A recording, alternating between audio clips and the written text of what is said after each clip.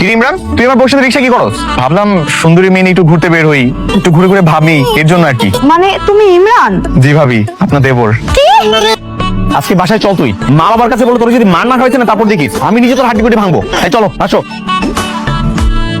এটার বিচার তোমরাই করবা। আমি সকালবেলা অফিসের জন্য বের হয়ে গেছি, আর তখন তোমার ছোট ছেলে আমার মতো করে অফিসিয়াল ড্রেস পরে আমার বউকে এসে বলতেছে অনেক অফিস করতে ভালো লাগে না, এটা বলে আমার বউকে নিয়ে রিক্সা করে ঘুরে বেড়াইছে। ওকে এটা কোনো কাজ করছে?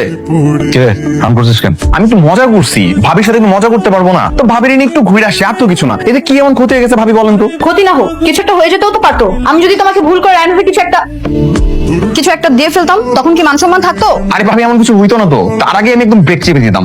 হইছে, তোকে আমি খুব ভালো করে চিনি, তোর ক্যারেক্টার সম্পর্কে সবাই ভালো করে জানে। তুই যে কি করতে আমি ভালো করে বুঝতেছি। তুই না এই বাসা থাকবি না, চিরকম চলে যাবে আজকেই। আমার ক্লাস নাই, পরীক্ষা নাই, আমি চিরকম যে কি করবো? এই বাচ্চাতেই থাকবে, সেটা অসুবিধা নেই, কিন্তু এই ধরনের কনফিউশন আর করা যাবে না। ও যদি তোর বউর সাথে এমন করতো তোর কেমন লাগতো? আমি তো তারপরে কোনো কিছু করিনি। তুমি তোমার বড় ছেলেকে চিনোই না, ও আমার থেকে 2 লাইন বেশি করতো। ও যথেষ্ট ভালো ছেলে। এই তুই ছোটবেলা থেকে কি শয়তান ছিল আমি জানি না, সব ভুলে গেছিস না? আর কোন ধরনের কনফিউশন তুই তৈরি করবি না। যা তাহলে, যা রুমে যাও। বাবা, এটা কোনো বিচার হইলো? আরে বাবারে, আমি ওকে একটা ফাইনাল ওয়ার্নিং দিয়ে দিছি, আর যদি কখনো করে কঠিন শাস্তি হবে, বোঝা গেছে?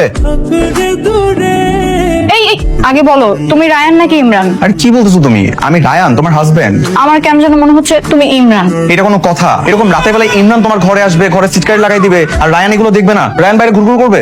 এমনও তো হতে পারে তুমি ইমরান রায়ানকে বেঁধে রেখেছো, আর রায়ান ছেড়ে আমার ঘরে চলে আসছো। কি সব পাগলের মতো কথাবার্তা বলতেছো? ইমরানের না এত সাহস নাই যে রায়ানের ঘরে ঢুকে আমাকে বেঁধে রেখে বাইরে চলে আসবে। এটা আমি রায়ান, তোমার হাজবেন্ড। না না, তুমি আমার থেকে দূরে থাকবা, আমি তোমাকে বিশ্বাস করি না। আরে বাবা, আমি কসম খেয়ে বলতেছি আমি রায়ান। যারা খারাপ মানুষ তারাই কসম কেটে মিথ্যা কথা বলে। আমার ঘরে ইমরান মাঝরাতে কেমনে করে ঢুকবে? এরকম কোনো কিছু হইতে পারে? ঠিক আছে, বিশ্বাস করলাম, কিন্তু ভরসা করলাম না। তুমি আমার থেকে দূরে ঘুমাবা, আমাদের মাঝে কোলবালিশ থাকবে। তুমি রায়ান নাকি ইমরান? আরে বাবা, আমি রায়ান, তোমার হাজবেন্ড। আচ্ছা তাহলে বলো তো, কাল রাতে আমাদের মাঝে কি ছিল? কুলবালিশ ছিল। কেন? না, শিওর হলাম যে তুমি রায়ান কিনা। তুমি কি সবসময় এরকম ভাবে প্রমাণ করবা যে আমি রায়ান কিনা? তো দরকার হলে তাই করবো। তার মানে এখন যদি আমাদের সামনে মা বাবা থাকতো বা অন্য কেউ থাকতো, তার সামনে এরকম ভাবে বেডরুমের কথা জিজ্ঞাসা করতা? তাই তো। ওয়েট, আইডিয়া পাইছি। কি আইডিয়া? দাঁড়াও, আসতেছি। ধর, যা যা বলছি মনে আছে তো? বিশেষ করে শিং মাছ, যদি এটা ভুল হয় এখনই যেতে হবে? এক্ষুনি। এই তোমার হাতটা দাও তো। কেন হাত কেন? দাঁড়াও না, দেখো না আমি কি করি। এটা হচ্ছে পার্মানেন্ট মার্কার, এটা দিয়ে তোমার হাতে চিহ্ন করে রাখবো। বুঝতে পারছি, আমি তো দেবর, আমাকে যেন সবসময় চিনতে পারে এই জন্য।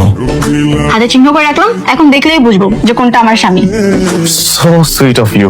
আমি তো ভেবেছিলাম তুমি আমার হাতে সাপ ব্যাঙ আঁকাই দিবা, এত সুন্দর করে লাভ আঁকাবা আমি তো ভাবতেই পারি নাই। স্বামীর হাতে কেউ সাপ ব্যাঙ আঁকায়? তুমি তো হচ্ছে আমার ভালোবাসার মানুষ, তাই তো লাভ এঁকে দিলাম। এখন তোমাকে দেখলেই চিনতে পারবো যে তুমিই আমার স্বামী। খেলা তো তাহলে শেষ হলো না ভাবি, আবার শুরু হলো। এবার কিন্তু মজা জমবে।